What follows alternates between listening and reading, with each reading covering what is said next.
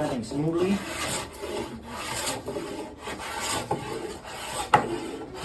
Okay, just move the clamp a little bit off.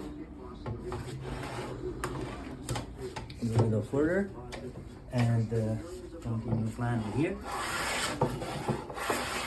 Now let me try to make one long shot.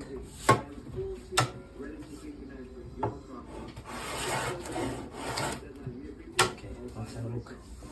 One long shot. Let's go.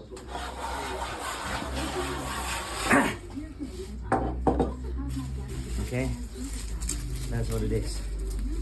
It's almost like 3 feet long. I don't know how to call it in English, but this is it.